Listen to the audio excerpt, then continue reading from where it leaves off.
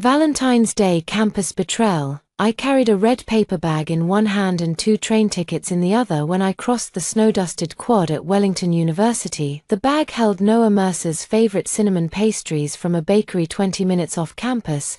The tickets were for New York.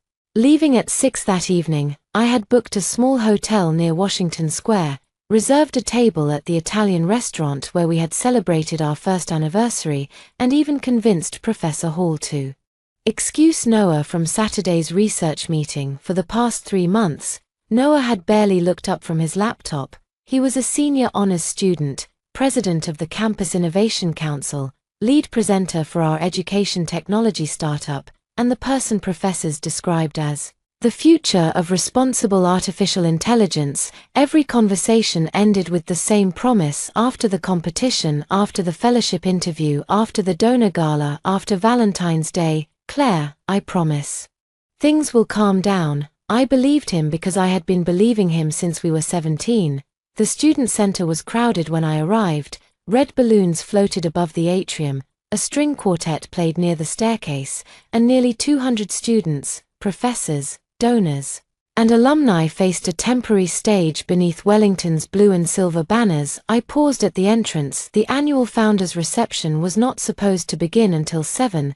Noah had told me the afternoon event was only a rehearsal. I had planned to pull him away for 10 minutes, hand him the tickets, and watch his serious face finally soften. A first-year student wearing an event badge smiled at me. "You're here for the surprise, right?" I almost laughed. "I suppose I am. You made it just in time." She pointed toward the atrium. "He's about to do it." I followed her gesture. Noah stood on the stage in a charcoal suit, the one I had helped him choose for his Rhodes Scholarship interview. His dark hair was neatly combed, his shoulders straight, his expression calm and brilliant and practiced. Beside him stood Sloan Whitmore. Even before she turned, I recognized the smooth platinum blonde hair and the white dress that made her look like the center of every photograph. Sloan was president of the senior class, daughter of a university trustee, and the person who had spent 2 years making sure I understood that Wellington belonged to students like her. She had called me the scholarship ghost during a seminar because I rarely spoke in crowded rooms. She had laughed when I dropped my presentation cards after someone loosened the clasp on my folder. She had posted a cropped video of me freezing during a debate and captioned it, "Some people should stay behind their screens." Noah had told me not to react. "She wants attention," he had said. "Don't give it to her." Now he was giving her the entire room. A microphone rested in his hand. "There's one person who has challenged me more than anyone at Wellington," he said. The crowd laughed warmly. Sloan tilted her head and smiled at him. Noah continued, "She refuses to let me hide inside my work. She makes every room brighter.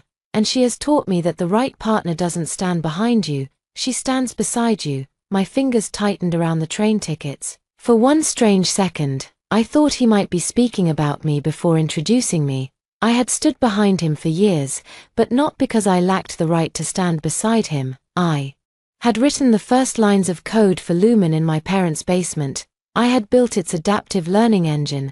I had designed the privacy architecture that made schools trust us.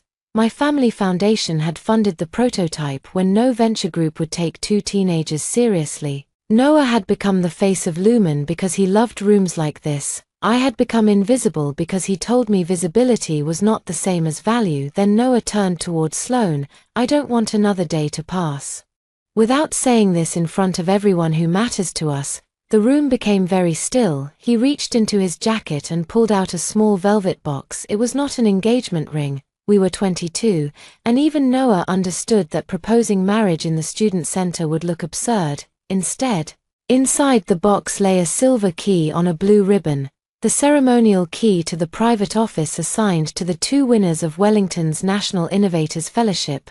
Only one winner had been announced: Noah. The second name was supposed to remain confidential until the evening reception. He held the key towards Sloan. "I asked the committee to name you as Lumen's new public strategy partner," he said, "and I'm asking you to be my partner in every other way too." Gasps rose around the atrium. Sloan covered her mouth. Her eyes filled with perfect, shining tears. "Noah," she whispered into the microphone. "I love you," he said. The applause began before she answered. Sloan nodded. and Noah placed the ribbon around her neck. Then she gripped his lapels and kissed him, not a startled kiss, not a confused mistake. It was the kiss of two people who had already decided what they were to each other. The quartet stopped playing, but the cheering grew louder. My red paper bag slipped against my coat. One pastry box fell sideways inside it, the train tickets bent in my hand. A woman near me sighed, "They're perfect together." Perfect, that word made Noah look toward the entrance. His eyes found mine. Across the atrium, his smile vanished for half a second. The room seemed to fold inward. He saw the red bag, he saw the tickets, he saw me standing beneath a paper heart that read "Love takes courage." He knew exactly why I had come. He did not step off the stage, he did not say my name. Sloane followed his gaze. When she saw me, surprise crossed her face, followed by something smaller and sharper, satisfaction, perhaps, or fear. Then she leaned closer to Noah as if claiming her place before I could challenge it. I did not give either of them the scene they expected. I turned around. The first-year volunteer called after me. "Wait, don't you want to stay for the announcement?" "No," I said, "I already heard it." I made it through the glass doors before my hands began to shake. Snow drifted across the stone steps. Students hurried past carrying flowers and coffee, laughing into scarves. The whole campus looked painfully normal. I sat on a bench behind the library and placed the bag beside me. My chest hurt, but the pain felt distant, like it belonged to someone I was watching from across a room. I could have gone back. I could have thrown the pastries at Noah. I could have told the crowd that the future of responsible artificial intelligence had been sleeping in my apartment 3 nights a week. I could have shown Sloane the messages he had sent me that morning. "Happy Valentine's Day, genius. Dinner after the reception. I love you." Instead, I opened my laptop first. I cancelled the hotel and train tickets. Then I logged into Bennett Educational Trust and suspended the $4 million campus innovation grant attached to Lumen's fellowship program. Next, I opened the intellectual property portal and revoked Wellington Innovate's temporary license to use the Lumen source code, effective immediately pending an ownership review. Finally, I called Elena Park, the attorney who had managed my family's foundation since my mother died. She answered on the second ring. "Claire, aren't you supposed to be surprising Noah?" "I did," I said. Something in my voice changed hers. "What happened?" "My boyfriend just declared his love for Sloane Whitmore in front of half the university." Elena was silent. "He also announced that she is Lumen's new strategy partner."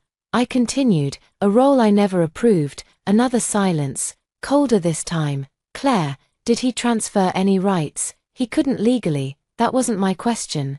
I looked at the student center through the falling snow. Applause still pulsed faintly behind the glass. "Start an audit," I said. "Every signature, every grant form, every competition entry, every licensing document filed in the last 3 years. Are you sure?" Noah finally appeared at the top of the steps. He scanned the quad wildly until he saw me.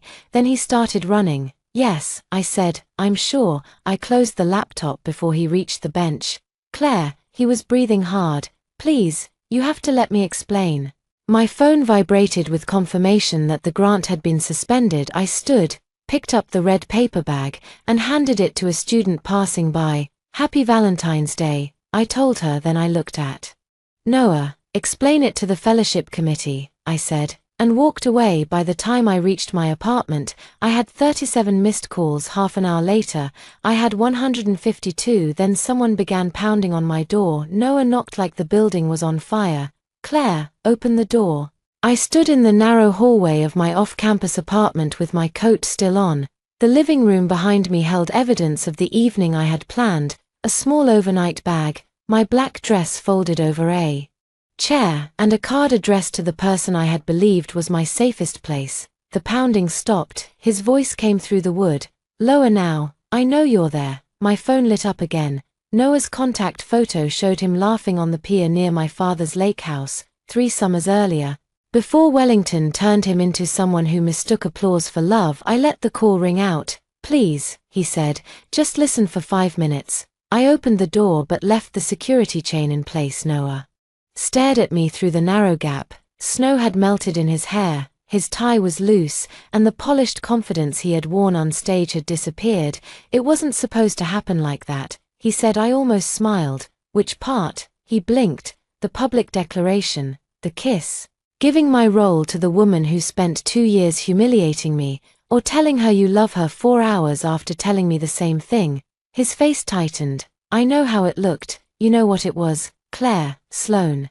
And I are together. He lowered his voice. It's complicated. No, differential equations are complicated.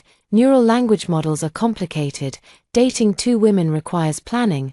But the idea itself is very simple. He looked down the hallway, aware that our neighbors could hear. Noah had always cared about the audience, even when he claimed he did not.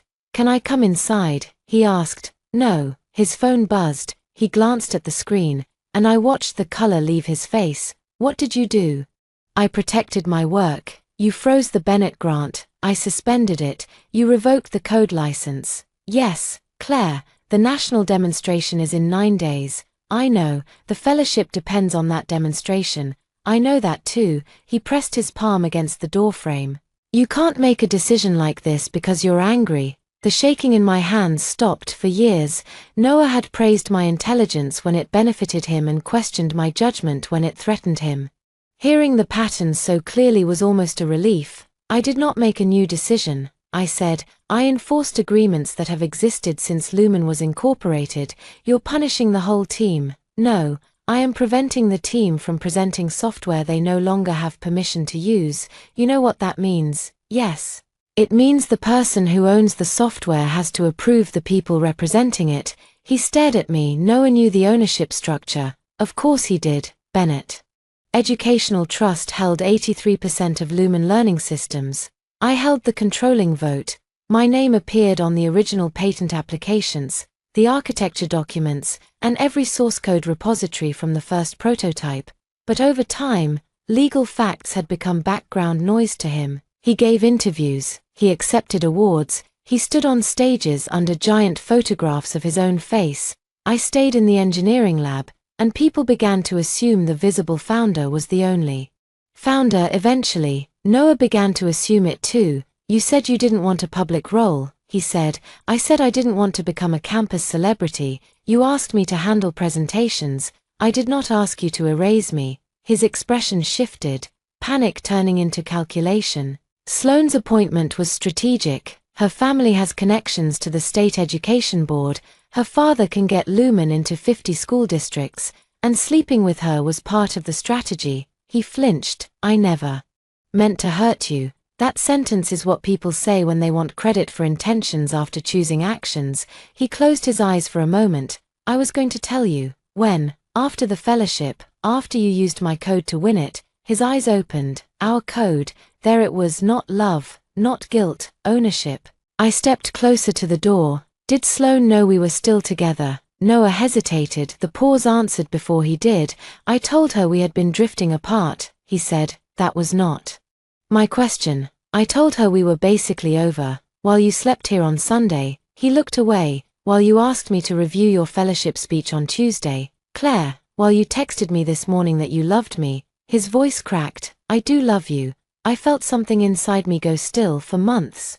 I had been afraid Noah had stopped loving me. The truth was worse and simpler. He loved me in the way some people loved libraries, as a quiet place that stored everything they needed. While asking for nothing in return, he loved my patience, my code, my family's money, my editing, my apartment, my belief in him. He had just chosen someone else for the stage. His phone rang again. This time I could see the name reflected in the glass of the framed print behind him. Dean Alvarez. Noah silenced it. There's an emergency meeting tonight, he said. The Innovation Council, the Fellowship Committee, and the University Council. They're saying the grant suspension triggers a compliance review. It does. You knew that would happen. Yes, his face hardened. You could destroy everything we built. Noah, I am the reason it can survive you. He stepped back as if I had struck him. For a moment, neither of us spoke. Then he looked past me into the apartment. His gaze landed on the overnight bag and the card on the table. What was the surprise? He asked quietly. I did not answer. He saw the edge of the train reservation beneath the card. Grief crossed his face, genuine enough to hurt. New York, 4 days, I said. The restaurant from our first anniversary. the bookstore you wanted to visit, no laptops after dinner. He rubbed a hand over his mouth. I thought you were distant because you were stressed, I continued. I thought we needed time away from everyone. I thought I was protecting what we had. I'm sorry, you're frightened, I'm both. At least that is honest. He looked at me with red-rimmed eyes. Are you ending this? The question should have felt enormous. We had been together for 4 years. Our lives were tangled through classes, friends, business documents, family holidays, passwords, and plans made so often they had started to feel like memories. But the answer arrived without struggle. Yes. His jaw trembled, because of one terrible decision. No.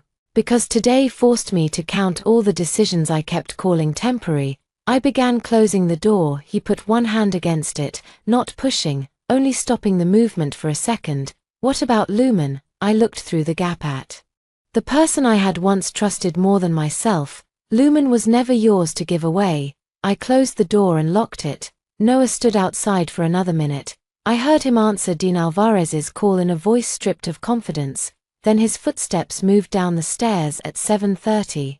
I opened my laptop at the kitchen table. Elena appeared on the screen beside 2 university attorneys, the chair of the Innovation Council, the director of Wellington's incubator, and 6 members of the Fellowship Committee. Noah joined last. Sloane sat beside him, the silver key still hung around her neck. No one mentioned Valentine's Day when the emergency meeting began.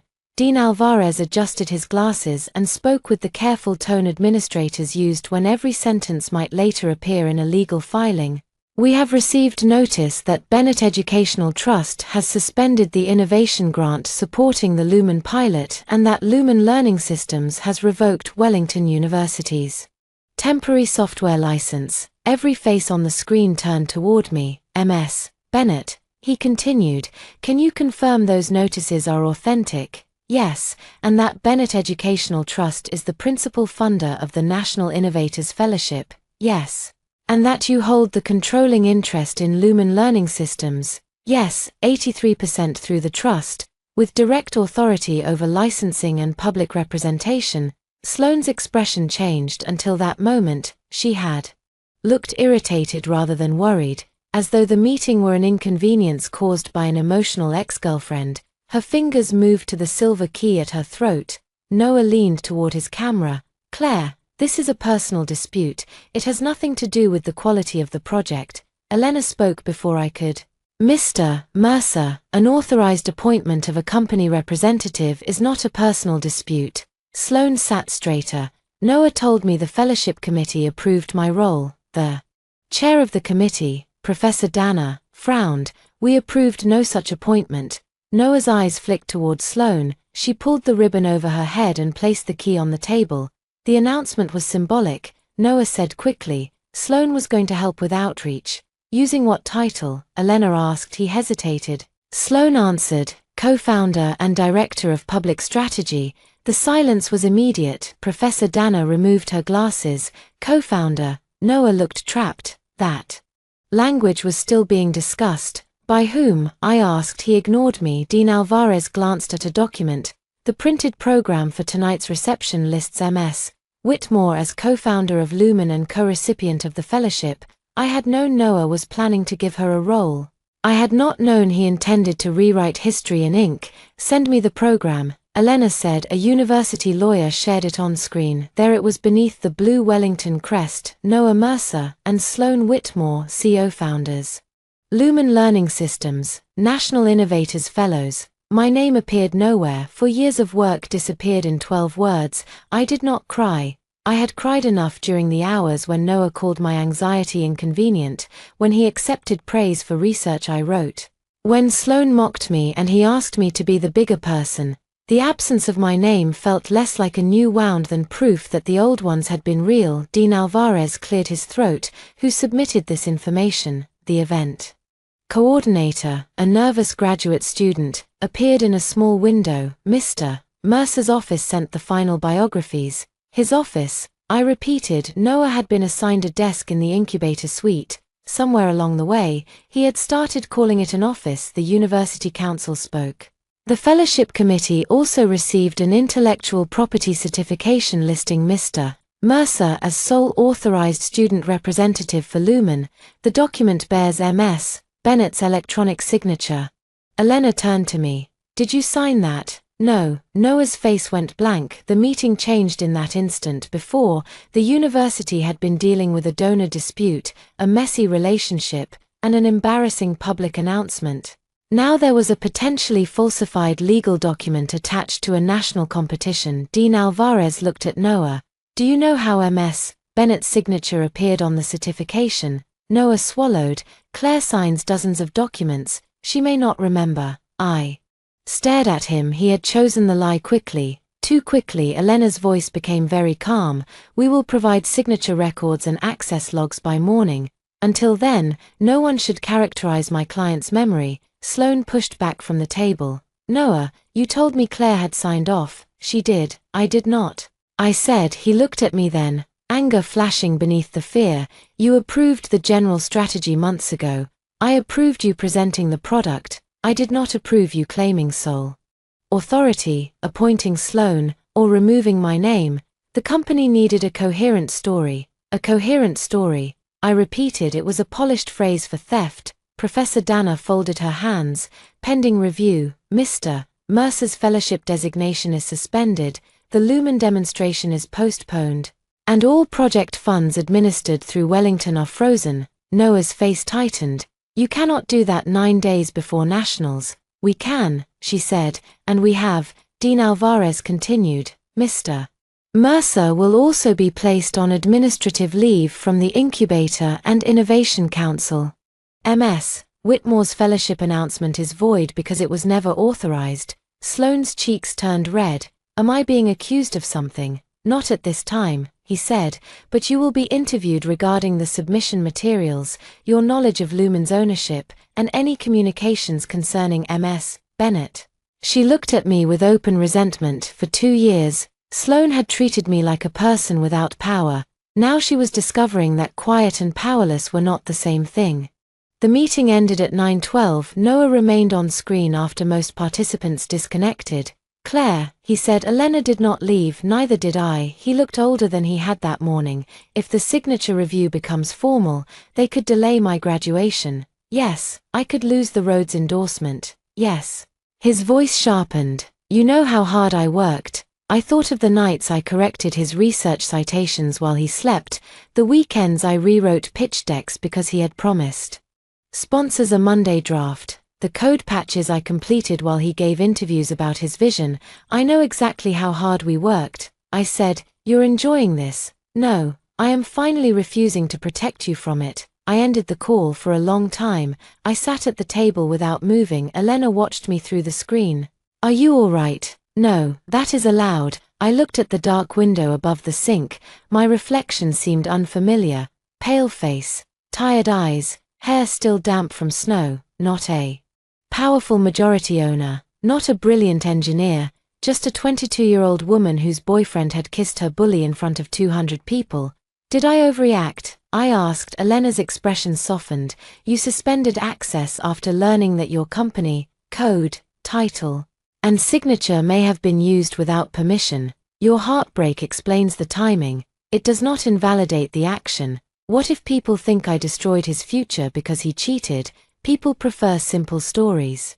Our job is to document the true one. After we disconnected, I opened the card I had written for Noah. 4 years, and I still choose you. I read the sentence twice, then I tore the card down the middle. The first half went into the trash easily. I held the second half for several minutes before letting it go. Noah and I met before Wellington knew either of our names. We were 17.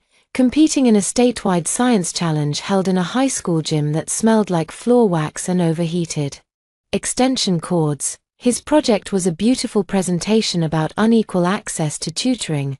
Mine was an ugly but functional software prototype that adjusted practice questions based on how a student made mistakes. His display board had color-coded charts. My laptop crashed twice. He won the communication prize. I won the technical prize. Afterward, he found me sitting under the bleachers trying to repair a corrupted database. Your idea could change classrooms, he said. Your idea had better fonts.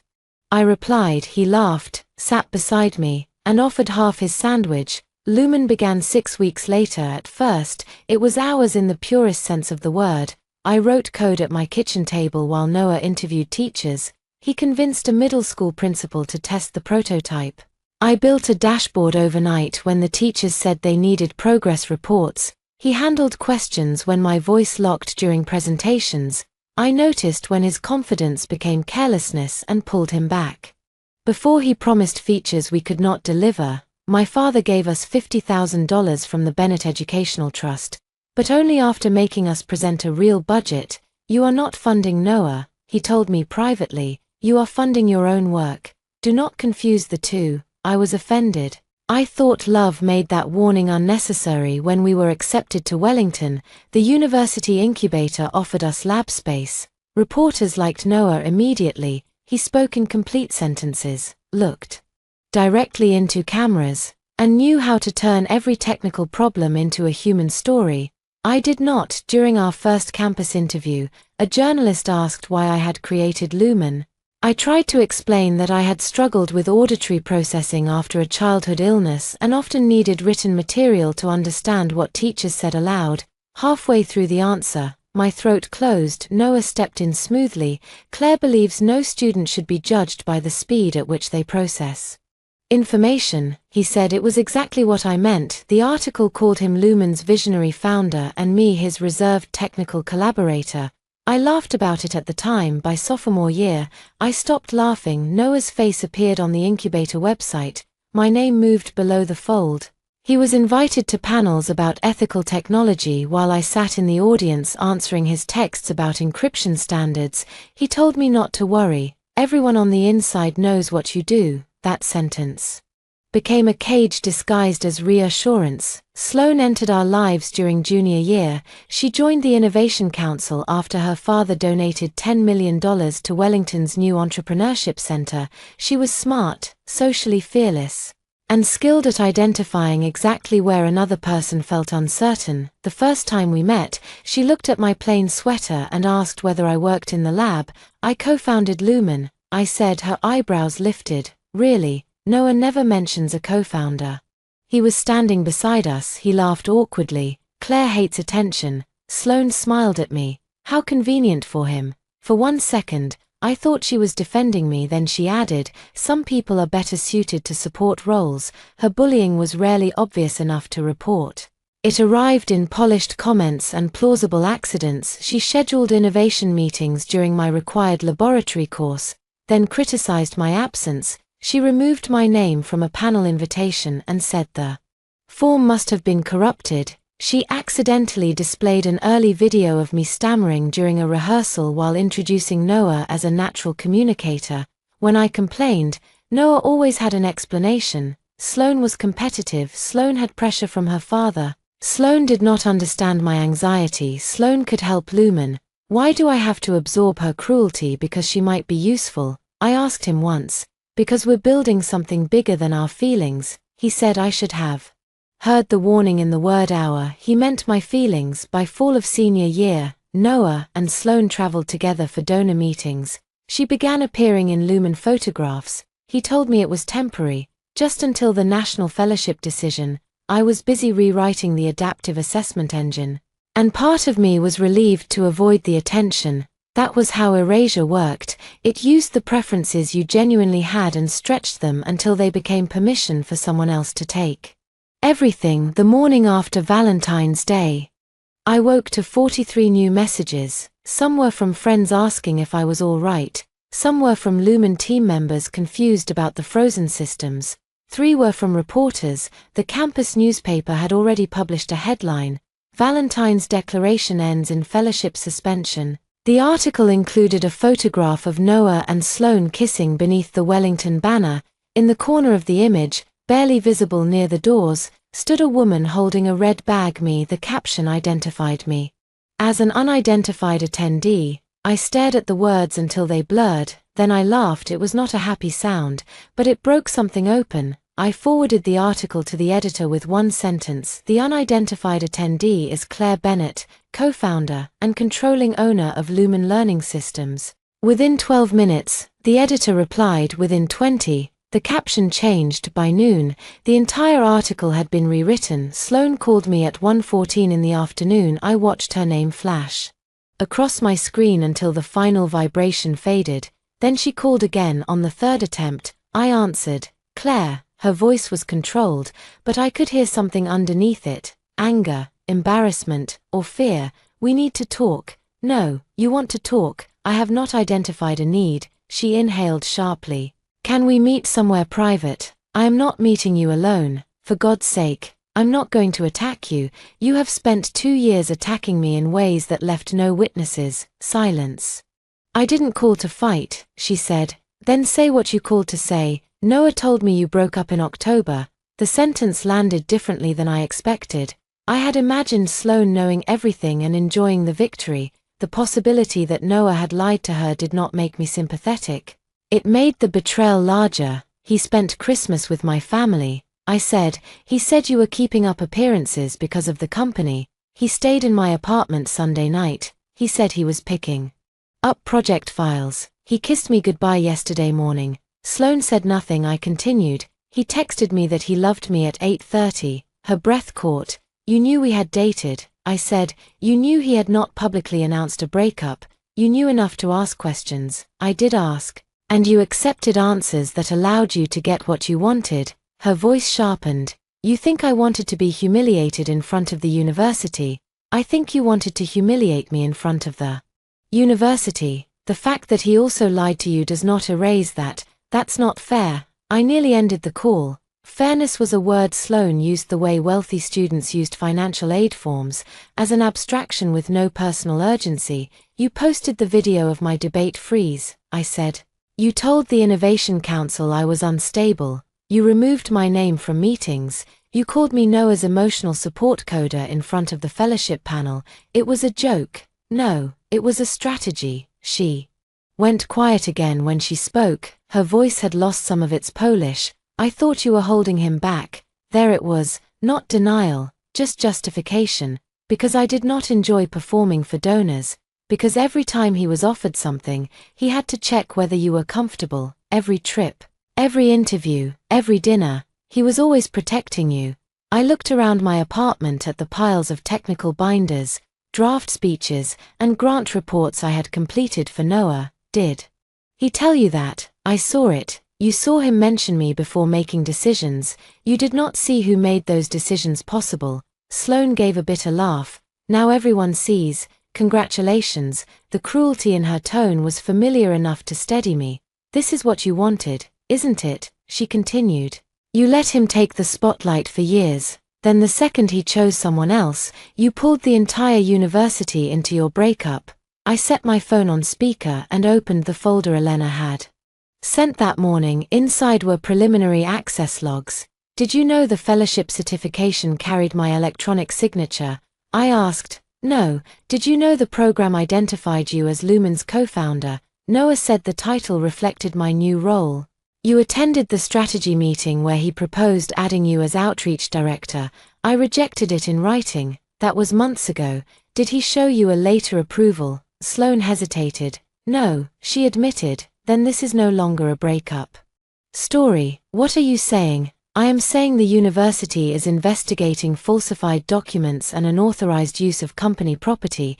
You should get your own counsel before answering more questions. For the first time since I had known her, Sloan sounded young. Am I in trouble? I don't know. You're the one controlling the investigation. No, evidence controls the investigation. She was quiet for several seconds, then she said, You always do that. Do what? Speak like you're above everyone. I almost laughed. Sloan, I spent 2 years making myself smaller so people like you would feel comfortable. You interpreted silence as weakness and precision as arrogance. That is not my problem anymore. I ended the call an hour later. I received a message from Professor Hall asking me to come to the engineering building. I considered refusing. The idea of crossing campus made my stomach tighten. Everyone had seen the photograph by then. Everyone knew the unidentified woman had a name, but hiding had already cost me enough. I put on a dark green coat, tied my hair back, and walked through the center of the quad. People looked, some whispered. One student raised a phone, then lowered it when I met his eyes. 2 girls from my statistics class approached me near the library. Claire, one said. We just wanted to say we're sorry. For what? For believing Noah built Lumen alone. The second girl nodded, and for laughing at that video Sloan posted. We didn't know what happened before it. Their apology did not repair anything, but it mattered that they offered it without asking me to comfort them. Thank you, I said. Professor Hall waited in the lab beside 3 members of the Lumen engineering team, Mateo Ruiz, Priya Shah, and Jordan Kim. Their faces were tense.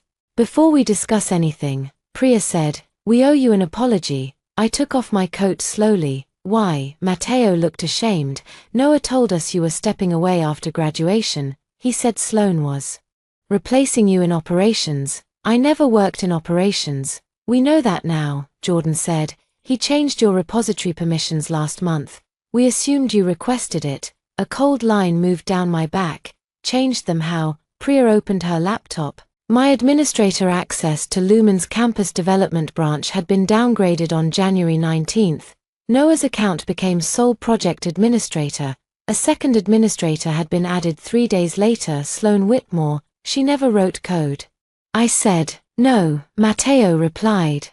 But her account could approve releases, view user data reports, and authorize exports. Did she access student data? We don't know yet. Professor Hall stepped closer. The university's information security office is pulling logs. I sat down because my knees no longer trusted me. Noah had not made one impulsive Valentine's confession. He had spent weeks building a structure in which Sloan would stand beside him while I disappeared. Priya turned the laptop toward me. There's more. A folder titled National Demo Final contained a version of Lumen I had never approved. The privacy controls had been simplified to make the system run faster during presentations. Real student usage data had been copied into a demonstration environment. That violates our pilot agreement, I said. We told Noah, Jordan replied. He said you approved an exception. I did not. Professor Hall's mouth tightened. Then the review is no longer limited to the fellowship documents. I stared at the screen. Noah had always believed rules were barriers between him and a good outcome. I had always been the person who quietly rebuilt those barriers after he pushed through them. This time, I had not been there to catch him. Lock the repository, I said. Preserve every log, no deletions, no updates, no remote access.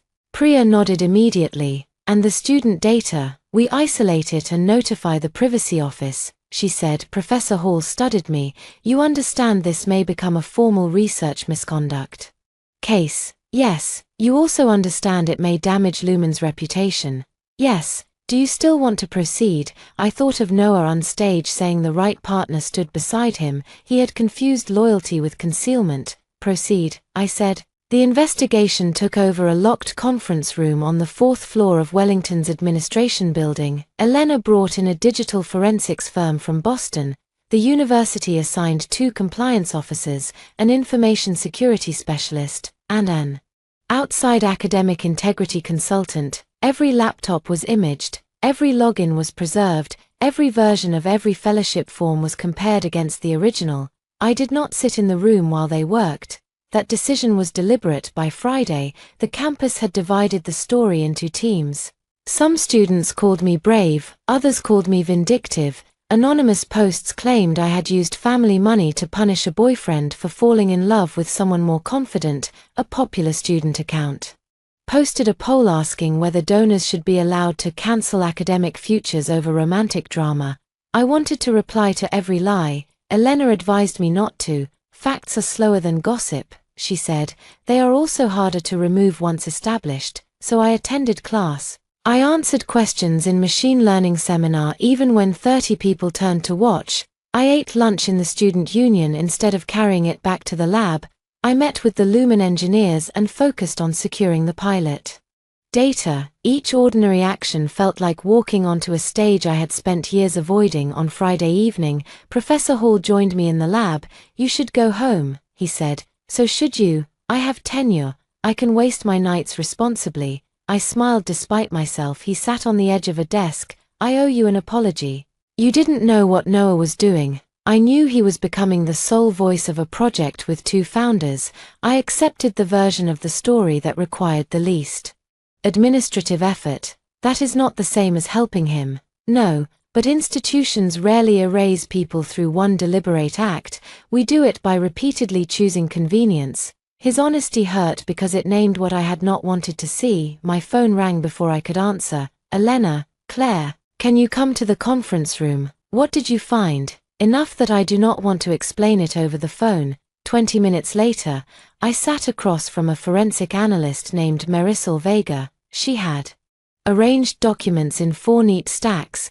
The electronic signature on the fellowship certification was generated using an image file stored in Mr. Mercer's private cloud account. She said she showed me the metadata. The image had been cropped from a legitimate licensing agreement I signed sophomore year. He copied my signature. Yes, how many times? That is the second issue. She slid the first stack toward me. There were 19 documents, travel approvals, grant amendments, competition releases, vendor payments, and data sharing acknowledgements. Every one carried my copied signature. The second stack contained expense records. Noah had charged hotel suites, private car services, and expensive dinners to the Lumen outreach budget. Some trips matched real donor meetings. Others matched weekends when he told me he was visiting his sick grandmother in Connecticut. Sloane's name appeared on several guest registrations. The third stack contained internal messages. Noah, Claire will never agree to a live data demo. Sloane, then stop asking. You are the public founder. Act like it. Noah, she controls the license. Sloane, only because you keep treating her like she does. Noah, legally, she does. Sloane, legal is not the same as real. Everyone thinks it's yours. My stomach turned. Sloane had not known Noah and I were still together. That part might be true, but she had known I owned Lumen. She had encouraged him to behave as if I did not. Another message appeared 2 weeks later. Sloane, the debate clip worked. People already think she can't handle pressure. Noah, take it down. She was upset. Sloane, you defended her publicly. That was enough. Privately, you know I'm right. Noah, just don't push her too hard before nationals. I need the new engine finished. I stopped reading. The room became too bright. He knew, I said. Elena sat beside me. Yes, he knew she posted the video on purpose. Yes, and he only cared because he needed me to finish the system. No one answered. 4 months. I had replayed every cruel moment, wondering if I was too sensitive. Noah had watched the cruelty become useful and decided not to interrupt it. Marisol waited until I looked up. There is one more category. The fourth stack was the smallest. It contained applications for the Wellington Academic Leadership Prize, the Rhodes Endorsement, and the National Innovators Fellowship. In each application, Noah described himself as the creator of Lumen's adaptive engine. One essay included a paragraph I recognized. I had written it in my private research journal after our first middle school pilot. A student's wrong answer is not empty data. It is a map of the path they took. If we treat error as evidence rather than failure, technology can meet a learner where they actually are. Noah had copied it word for word. Below it, he wrote, I developed this philosophy after years of direct experimentation. The academic integrity consultant spoke quietly, using a partner's unpublished writing. In a competitive application without attribution may constitute plagiarism. May, I asked, we must complete the process. I looked down at the papers. The cheating hurt differently from the kiss. The kiss had broken the future I imagined. These documents reached backward and rearranged the past. They made me question every award I celebrated with him, every speech I helped edit. Every night he thanked me by saying he could not have done it without me. He had meant it literally. He just never intended anyone else to know. Does Sloane have exposure? I asked. Marisol tapped the messages. She appears to have encouraged misrepresentation and accessed restricted systems.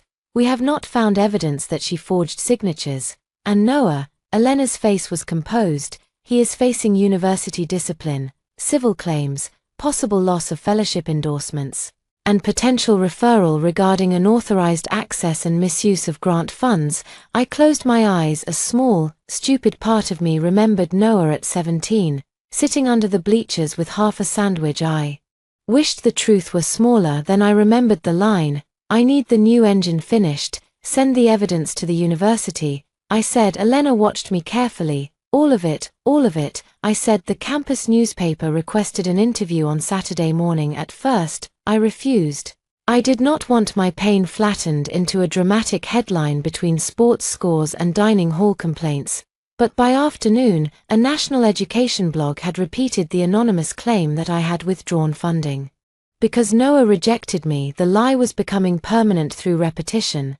I agreed to speak on the record. With Elena present, the reporter, Maya Chen, met us in a quiet room at the library. She was a junior with a recorder, 3 sharpened pencils, and none of the excited curiosity I had come to expect from people discussing public humiliation.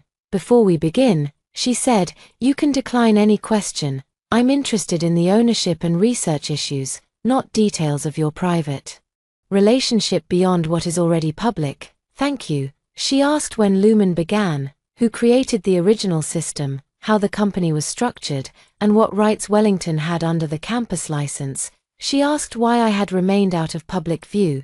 Because I preferred building to presenting, I said. And because the person I trusted to represent our work gradually began representing it as his work. Did you suspend the grant because you saw Mr. Mercer kiss Ms. Whitmore? I considered the question. I began reviewing the project because the public announcement showed me that unauthorized decisions had been made. The kiss told me my relationship was over.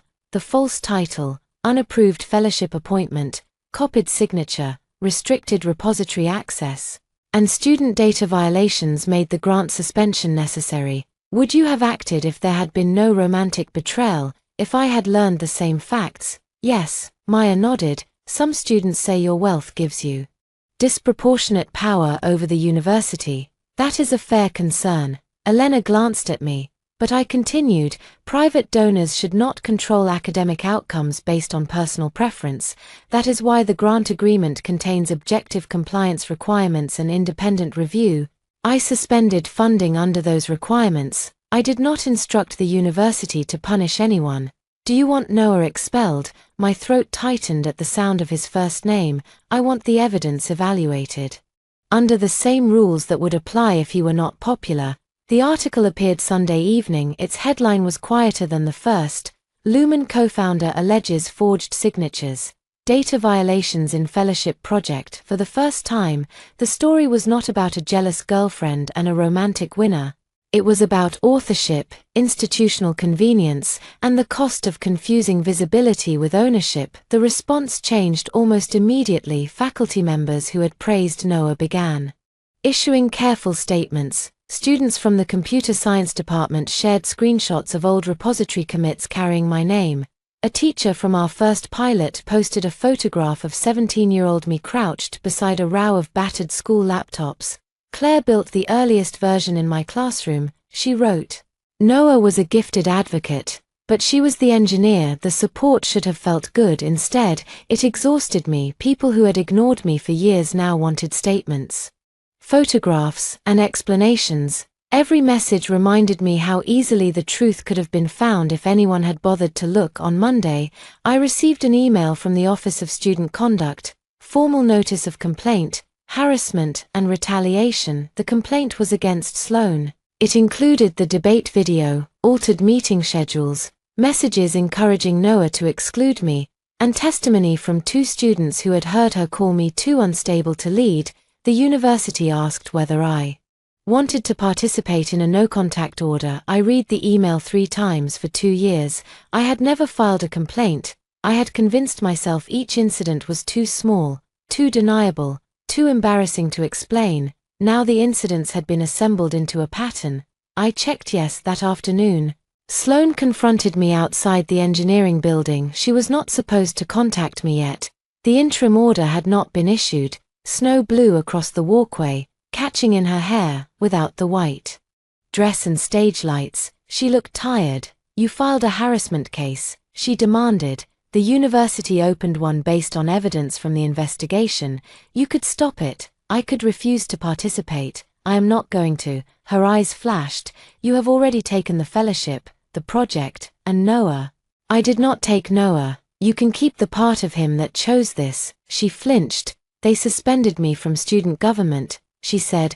My father is furious. Every internship I applied For his asking questions. You posted a humiliating video of me to damage my credibility. It was one video. It was one piece of a campaign. I was competing with you. No, you were punishing me for existing in a place you wanted to own. Her mouth opened, but no answer came. Students passed around us. Pretending not to listen, Sloane lowered her voice. Do you know what it is like to have everyone suddenly look at you as if you are cruel? Yes, I said, I know exactly what it is like to have everyone believe a story about you because someone more popular told it first. The words stopped her for a moment. I saw something human beneath her anger, not innocence, recognition. Then Noah appeared at the far end of the walkway. He had not been permitted inside the incubator since the investigation began. He wore jeans and an old Wellington sweatshirt instead of his usual blazer. People moved around him with the awkward distance reserved for fallen celebrities. Sloane turned toward him. He stopped when he saw us together. For 1 second, the three of us stood in the same arrangement as Valentine's Day. Noah between us, Sloane waiting to be chosen, me expected to retreat. I did not. Noah walked closer. Claire, can we talk? No, it's about the investigation. Then contact Elena. Sloane stared at him. You told me the signature was authorized. He looked at her, then at me. This isn't the place.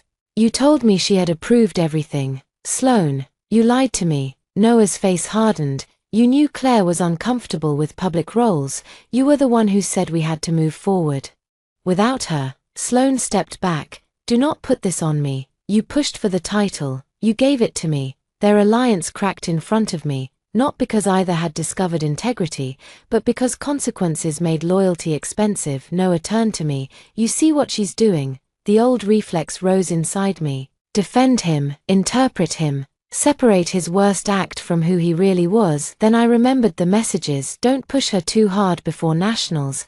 I need the new engine finished. I see both of you clearly, I said. I walked into the engineering building without looking back. The academic integrity hearing took place 12 days after Valentine's Day. By then, the snow had begun to melt along the edges of the quad, leaving gray banks beside the sidewalks.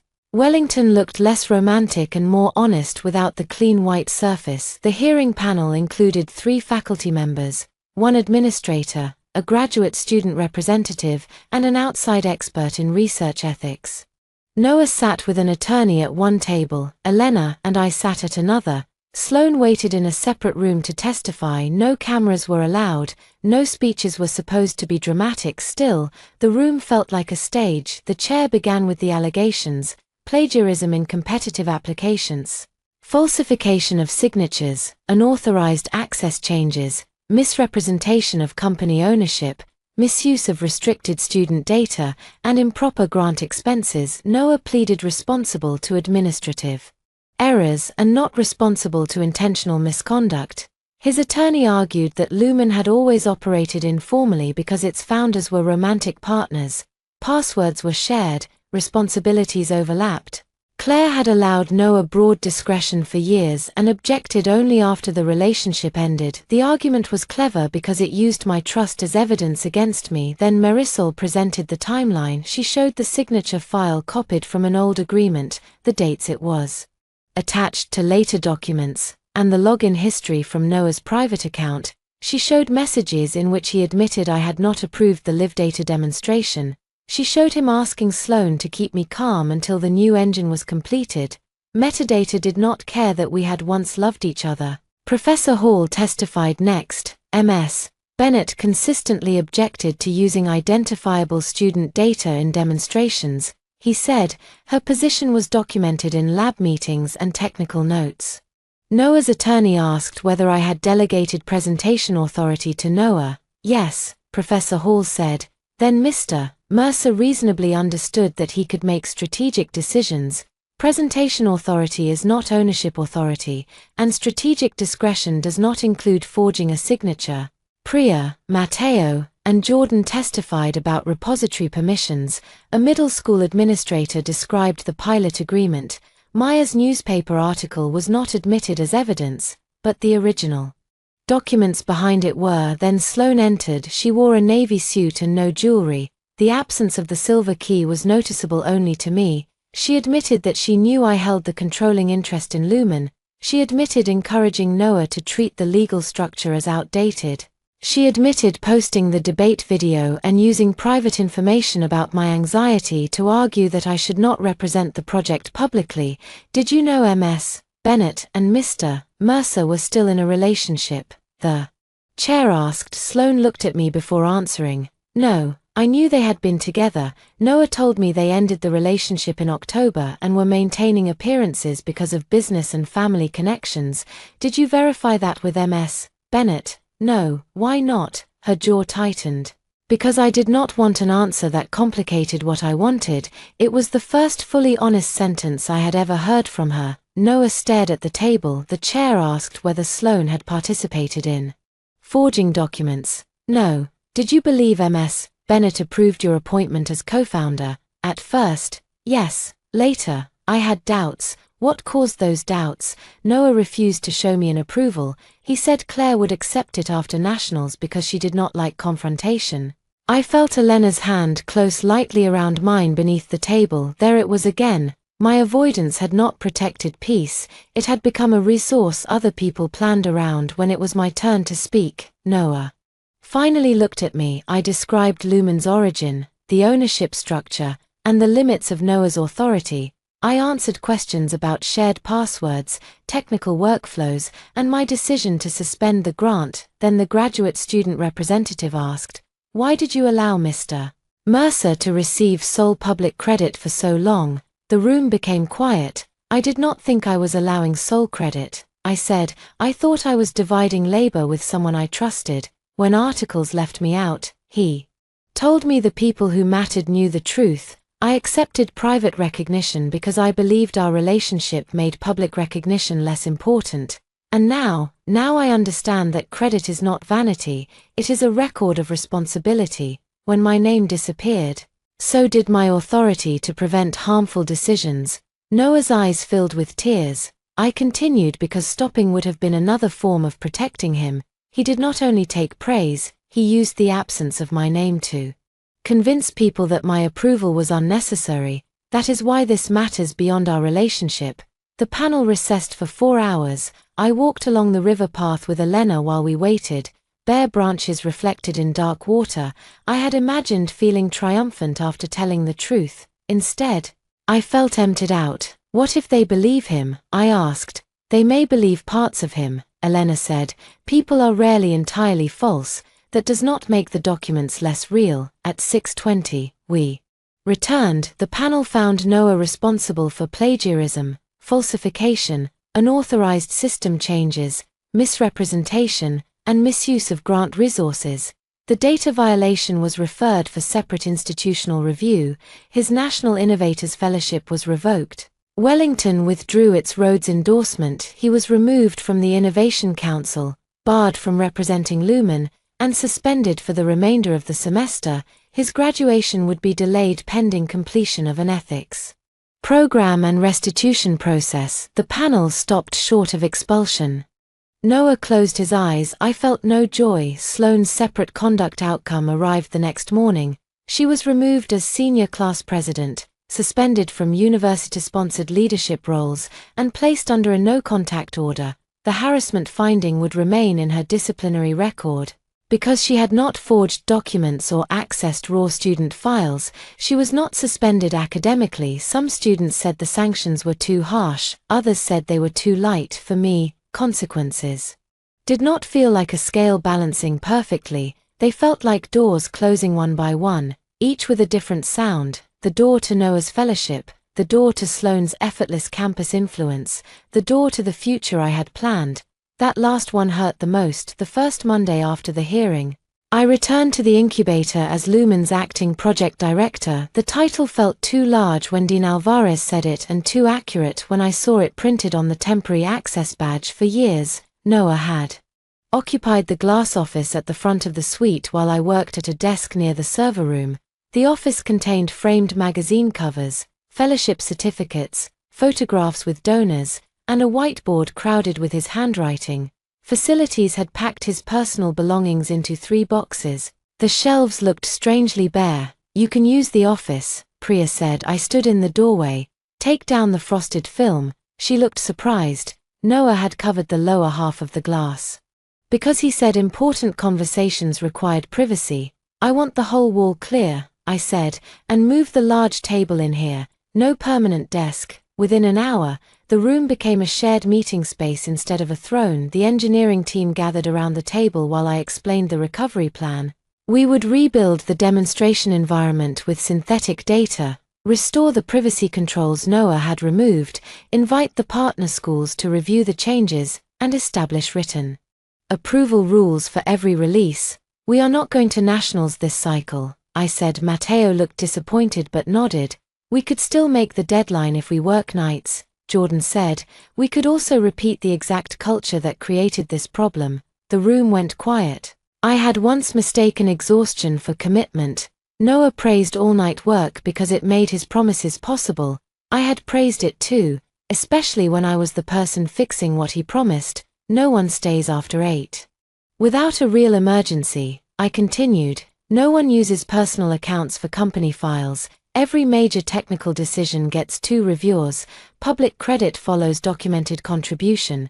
Priya smiled faintly.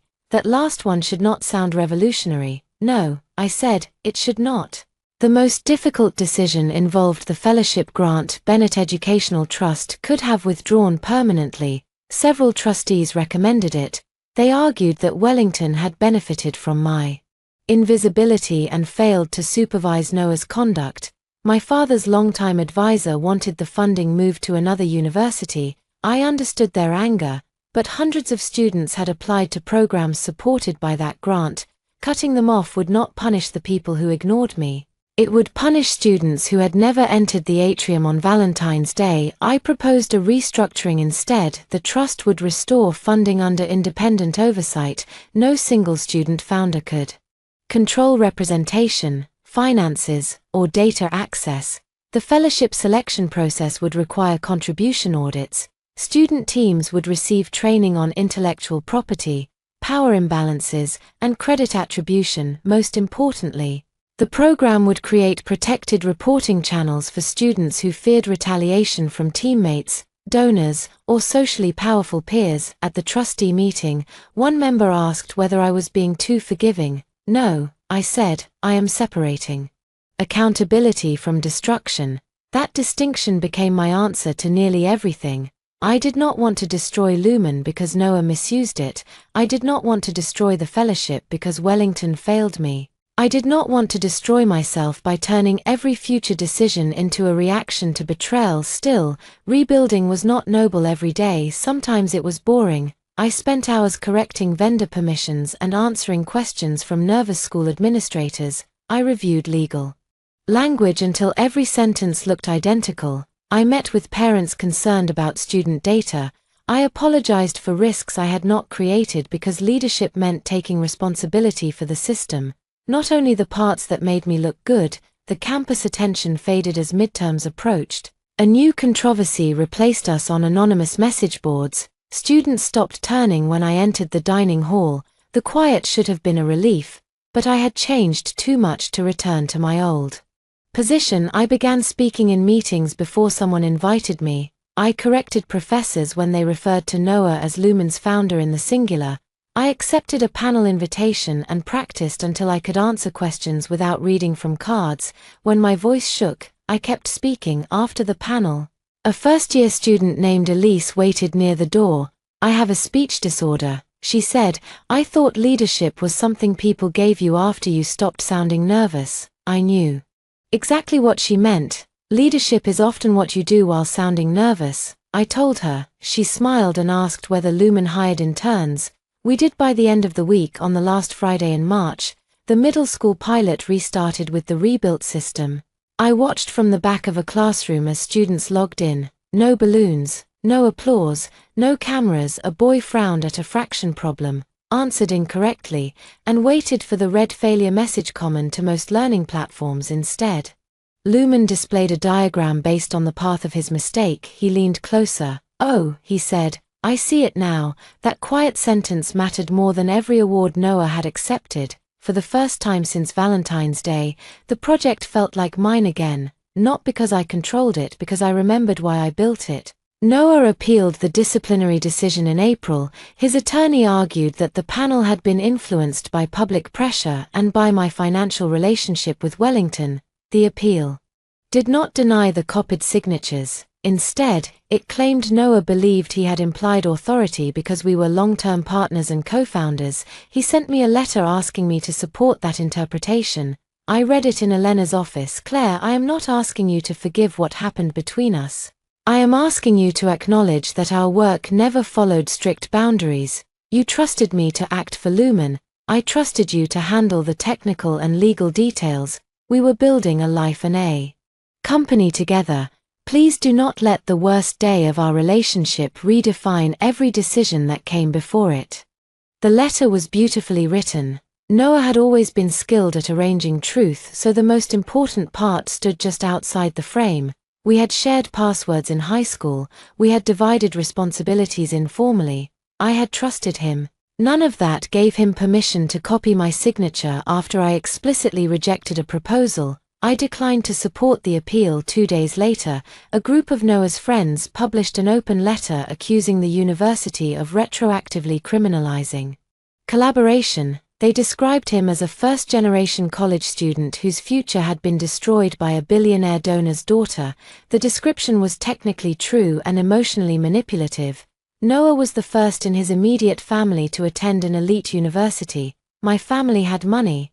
Those facts mattered. They just did not erase his choices. The open letter spread quickly because it offered everyone a cleaner story. Privileged woman weaponizes institution against ambitious man. It was easier to discuss than the actual story, in which privilege and vulnerability existed in the same people. I had financial power and social anxiety. Noah had less money and far more public influence. Sloan had wealth, gendered expectations, and a talent for cruelty.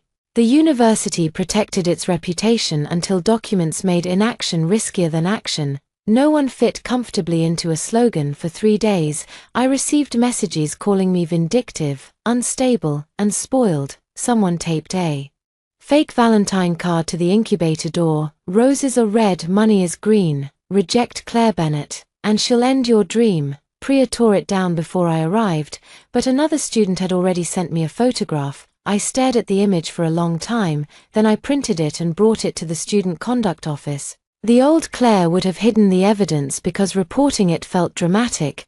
The new Claire was learning that documentation was not drama. That afternoon, I agreed to speak at a university forum on donor power and student accountability. Some advisors told me not to attend. They feared hostile questions. That was exactly why I went.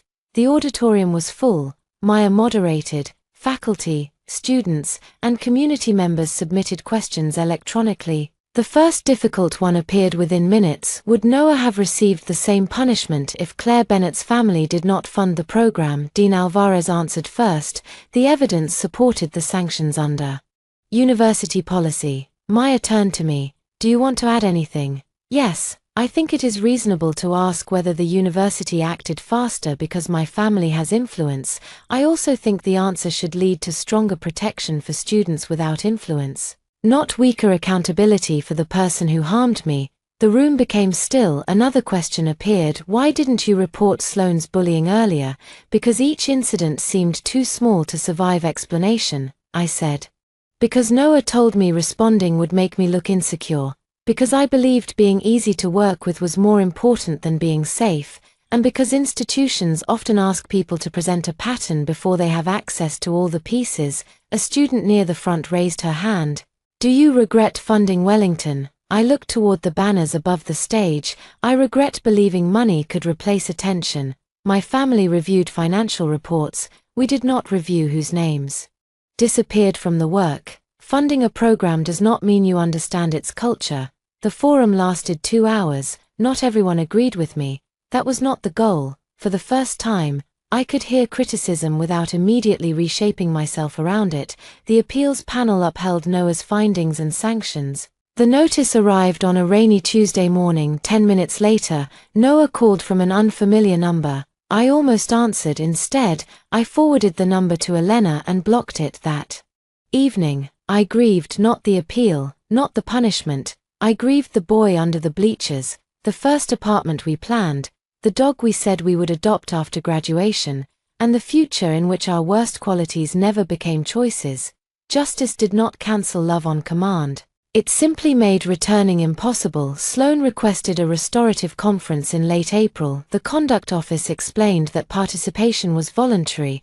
The meeting would not change her sanctions. It was meant to allow acknowledgement, questions, and boundaries. My first instinct was to refuse. Then I realized I still carried conversations with her that had never happened. In some versions, I humiliated her. In others, she confessed that she had always envied me. None of the imagined endings gave me peace. I agreed on the condition that a trained mediator attend. We met in a plain conference room with no windows. Sloane arrived wearing a gray sweater and carrying a notebook, without a podium, designer dress, or group of friends. She looked smaller but not harmless. The mediator asked us to speak from our own experience and avoid debating intent. Sloane went first. "I targeted you," she said. The directness surprised me. I told myself I was challenging someone who had advantages I did not. "You had ownership, family funding, and Noah's loyalty. I had to perform constantly to keep my father's approval. I resented that you could stay quiet and still matter. You decided I did not deserve to matter unless I performed like you." "Yes," she gripped the notebook. "When Noah complained that you slowed decisions, I encouraged him to stop asking you. When he said you were sensitive about public speaking, I used it. I posted the debate clip because I wanted people to see you the way I had chosen to see you." The mediator asked, "What way was that?" "Weak, dependent, in the way." Hearing the words hurt less than the years I spent guessing them. Sloane looked at me. "I am sorry." I waited. She continued, "I am sorry for the video, the meeting changes, the comments, and for accepting the co-founder title when I knew I had not built the company. I am also sorry I did not verify that you and Noah had ended your relationship. I wanted his version to be true." "Why?" I asked, though I knew. "Because being chosen by him felt like beating you."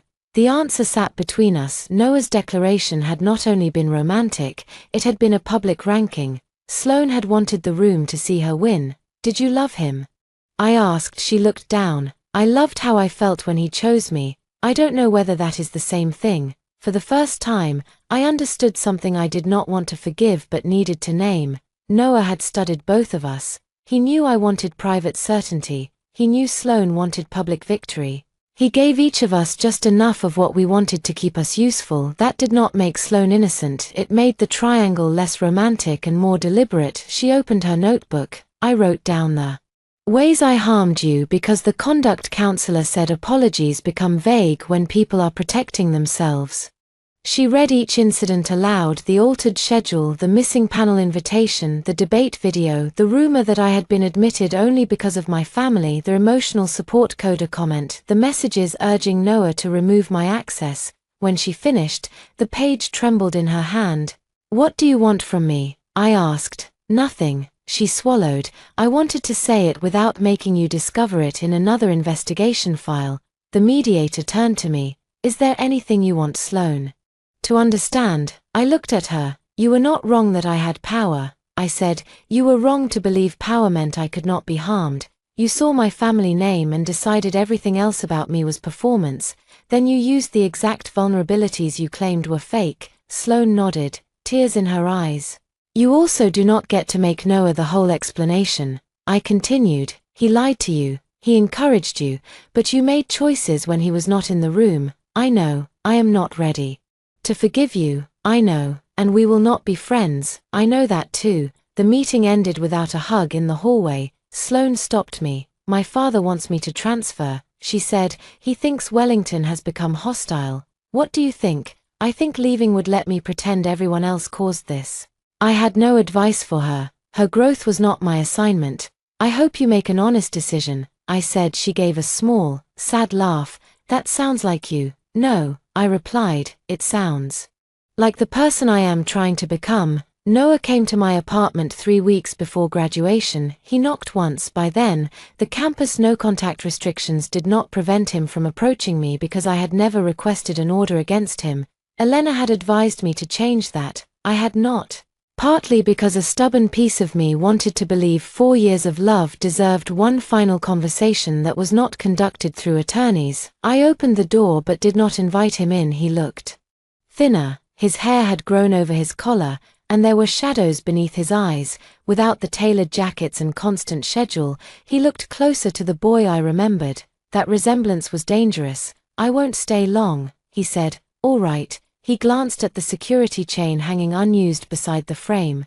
"You trust me that much?" "No, I trust myself to close the door." He accepted the answer. For a moment, we listened to traffic on the wet street. "I lost the appeal," he said. "I know. My internship withdrew the offer." I said nothing. "The roads committee confirmed I cannot reapply through Wellington. My graduation is delayed until December." "I know that too." He rubbed his hands together. "I used to imagine failure as one big event, a rejection letter, a company collapse, something dramatic. It's actually 100 emails removing you from things one at a time." I thought of all the times my name had disappeared quietly. "Yes," I said, "it is." He looked at me then. "I'm sorry." The words did not break me anymore. For what? For cheating, for lying to Sloane, for the signatures, for the applications, for letting her hurt you. He closed his eyes. For helping her hurt you. The correction mattered. I kept telling myself the project needed one clear leader. He continued. "Then I started believing being the leader meant I was the project. Every award made the lie easier. Every time you fixed something quietly, I treated it as proof that our arrangement worked. Because it worked for you." "Yes." Rain gathered along the fire escape outside my window. He looked past me into the apartment. I had moved the overnight bag months ago, but the chair where my black dress had rested remained in the same corner. "Were you ever going to tell me about Sloane?" I asked. "I told myself I would after nationals." "That is not an answer." He swallowed. "I don't know. I think I wanted you to make it easy. I wanted you to notice I was gone and end things quietly, so I could say we grew apart." The honesty was crueler than another excuse. "You wanted me to erase myself from the relationship the way I erased myself from the company." "Yes." My eyes burned, but I did not look away. "Did you love her?" "I loved who I was around her. Important, fearless, public. And me." His face folded with grief. "I loved who I could be because of you." There it was, the sentence that explained everything. Sloane made him feel admired. I made him capable. Neither was the same as loving another person fully. "Are you sorry because you hurt me?" I asked, "or because everything fell apart?" He looked down at the floor. "A month ago, I would have said both because it sounded better. Now I think the truth is that I understood the second part first. I lost the fellowship, the company, my reputation. And then I finally had enough silence to understand what I did to you." I nodded slowly. "That may be the first apology you have given me. I know it doesn't fix anything." "No." "Will you ever forgive me?" The question carried no demand, only exhaustion. "I hope one day I can remember you without anger," I said, "but forgiveness will not mean access. It will not mean friendship. It will not mean that what happened becomes acceptable." He wiped his eyes with the heel of his hand. "I keep thinking about the first science competition," he said. "You were under the bleachers, and I thought you were the smartest person I had ever met. I was the same person on Valentine's Day." "I know." "No, you knew the facts. You stopped respecting what they meant." He nodded. I reached behind the door and picked up a small cardboard box. Inside were his books, a sweatshirt, 2 framed photographs, and the key he had once used to enter my apartment. He took it with both hands. "At least let me say one thing that isn't an apology," he said. I waited. "Lumen is better with you leading it. It probably always would have been." I felt no satisfaction, only a quiet closing. "I did not need you to fail for that to be true," I said. "I know." He carried the box down the stairs. At the landing, he looked back once. I closed the door gently. This time, I did not stand behind it listening for his footsteps to stop. Wellington's graduation ceremony took place beneath a bright May sky. I almost skipped it. My degree had been completed, but the past semester had made every campus tradition feel contaminated. I did not want to walk beneath banners celebrating community while remembering how easily that community had accepted my absence. My father changed my mind. "You are not attending to thank Wellington," he said. "You are attending because you earned a degree." He arrived wearing a blue tie my mother had given him. Elena sat beside him, Priya, Matteo, Jordan, and Professor Hall found seats near the front. Noah was not permitted to graduate that spring. Sloane attended but did not sit with the student leaders. She crossed the stage quietly when her name was called. We did not speak. When I opened the printed program, I found a section titled Student Innovation Honors. Claire Bennett, co-founder and chief architect, Lumen Learning Systems recipient, Wellington Award for Ethical Innovation. I read the lines twice a year earlier. Seeing my name in print would have felt like proof that I mattered. Now it felt like a correction. Necessary, incomplete, and late. Dean Alvarez had asked me to give a 5-minute student address about ethical leadership. I had refused twice. Then Elise, the first-year student with the speech disorder, told me she had accepted a presentation role in her design class because of what I said after the panel. Leadership is often what you do while sounding nervous. So I stood behind the graduation podium with my hands shaking beneath the sleeves of my gown. Thousands of faces filled the lawn. I did not pretend not to be afraid. When people speak about leadership, I began, they often speak about confidence, visibility, and the ability to command a room. Those qualities can be useful. They can also become costumes. The wind lifted the corner of my notes. I spent much of college believing that contribution mattered more than credit. I still believe contribution matters most, but I learned that credit is not merely applause. Credit tells a community who is responsible, who has authority, and who must be heard when something goes wrong. I looked toward the engineering students. Silence can be a preference. It can also become a space other people fill with stories that benefit them. Institutions have a duty not to confuse the loudest story with the truest one. And those of us who prefer quiet have a duty to speak before our absence becomes someone else's permission. My voice shook on the last sentence. I continued anyway. Ethical leadership is not perfection.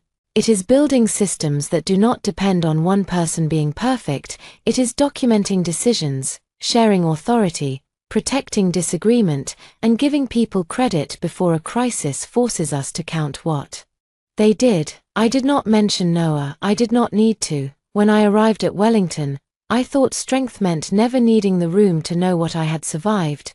I leave understanding that strength can also mean making the record clear enough that the next person does not have to survive the same thing. The applause began slowly. For 1 second, the sound pulled me back to Valentine's Day, white dress, silver key, Noah's mouth on Sloane's, my red bag slipping in my hand. Then I looked at Priya, standing to clap, at Elise wiping her eyes, at my father holding my mother's photograph against his chest. This applause was not the same. That afternoon, I removed my graduation gown and walked alone to the bench behind the library. The trees were green now. Students had tied faded ribbons to the branches during exam week. I sat where I had suspended the grant 3 months earlier. My phone held no missed calls. The quiet felt chosen. I opened the New York reservation I had cancelled on Valentine's Day. The email still contained photographs of the hotel and the restaurant near Washington Square. For a moment, I considered booking the same trip alone. Then I chose somewhere Noah and I had never planned to go. I bought 1 ticket to Lisbon for July, a year after the Atrium Confession. I returned to Wellington for the launch of the rebuilt National Innovators Fellowship. The Student Center had been decorated for Valentine's Day again. Red paper hearts hung from the balconies. A string quartet played near the stairs. The resemblance was so exact that I stopped at the entrance. My body remembered before my mind did. Cold fingers around bent train tickets, the flash of a silver key, the sound of 200 people celebrating a story that required me not to exist. Then Elise waved from the stage. She was now a sophomore and one of 12 fellowship finalists. Beside her stood students from public universities, community colleges, and small rural programs that had never previously sent teams to Wellington. The restructured grant paid travel costs and required contribution records from every project member. No one could be listed as a founder without documented work. No one person could control funding, data, and public representation. Every finalist had access to an independent advisor. The rules were not romantic. That was why they mattered. Lumen had changed too. We had converted the company into a public benefit corporation, expanded the middle school pilot to 6 states, and created a paid fellowship for students with communication disabilities. Priya became head of engineering after graduation. Matteo led school partnerships. Jordan designed our privacy audit system. I served as chief executive for 8 months, then hired an experienced education leader named Dr. Renee Lawson to handle daily operations. I became executive chair and returned to the work I loved most: product design, research, and long-term strategy. The difference was that I no longer confused choosing a quieter role with surrendering authority. My name appeared on the website, so did everyone else's before the ceremony. Maya found me near the staircase. She was graduating that spring and had accepted a job at a national newspaper. Anniversary interview, she asked, lifting her recorder. No. One question. I smiled. 1. Do you think what happened was the best thing that ever happened to you? I looked across the atrium. Sloan was not there. She had completed her degree and taken a communications job at a non-profit in Chicago. 6 months earlier, she sent me a short email saying she now worked under a supervisor who required written credit logs for every campaign. She wrote, "I used to think those rules were insulting. Now I understand they protect the person in the room with the least social power." I did not reply, but I kept the message. Noah had finished his degree in December. The university prohibited him from holding leadership positions during his final term, and the civil case ended with repayment of misused funds, transfer of his remaining Lumen shares, and a formal acknowledgement that he had no claim to the source code. He took a job at a small education nonprofit in Vermont in January. I received a handwritten letter from him. He did not ask for forgiveness. He wrote that his office had no communications department, so he spent mornings helping teachers reset passwords and afternoons entering support tickets. For the first time, he said, his work was useful even when no one knew his name. At the bottom, he wrote, "I finally understand that being trusted was the greatest thing I achieved, and losing your trust was not something that happened to me. It was something I did." I placed the letter in a box with old photographs. Not every closed chapter needed to be burned. Maya waited for my answer. "No," I said, "betrayal was not a gift. I learned from it, but I will not thank it for hurting me." She lowered the recorder slightly. "What was the gift?" "Then, the people who told the truth, the systems we changed, and the part of me that stopped believing love required invisibility." Maya nodded and turned off the recorder. The ceremony began at noon this time. I stood on stage because I had chosen to. I announced the fellowship finalists one by one, reading every team member's name. When Elise approached the microphone, her first sentence caught in her throat. The room waited. She breathed, tried again, and continued. No one rescued her. No one looked away when she finished. The applause rose around her. Afterward, I walked through the quad alone. Snow had fallen the night before, but the afternoon sun was melting it from the stone paths. Students carried flowers, balloons, and boxes of cheap chocolate. A boy knelt near the fountain to ask someone to be his girlfriend, and his friends cheered when she said yes. The scene did not make me bitter. That surprised me. For months after Noah, I treated romance like a room with a hidden exit. I went on no dates. I ignored introductions. I traveled to Lisbon alone, learned enough Portuguese to order coffee badly, and watched the sunset from a hill where no memory belonged to anyone else. Eventually, I met Daniel Brooks at a privacy conference in Seattle. He was a doctoral student in public policy with an unfortunate habit of asking 5-part questions.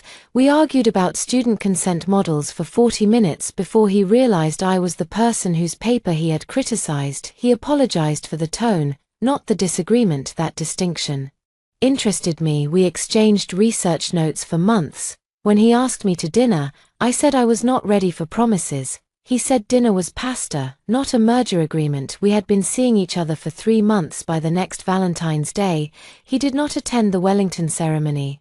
I had not invited him, and he did not treat that boundary as rejection. Instead, he sent a message: "Hope the launch goes well. I'm proud of the work. Call when you're free." Not before. I read it on the bench behind the library. Then I opened the small envelope he had mailed to my office. Inside was no jewelry, no dramatic declaration, no claim on my future. It contained a bookstore gift card and a note: "For whatever story you choose next." I smiled. A year earlier, I had written Noah a card that said, "For years, And I still choose you. I had believed choosing someone meant staying through every version of them, including the version that used my love as cover. Now I understood choice differently. I could choose someone and still choose boundaries. I could love work without surrendering credit. I could forgive without reopening a door.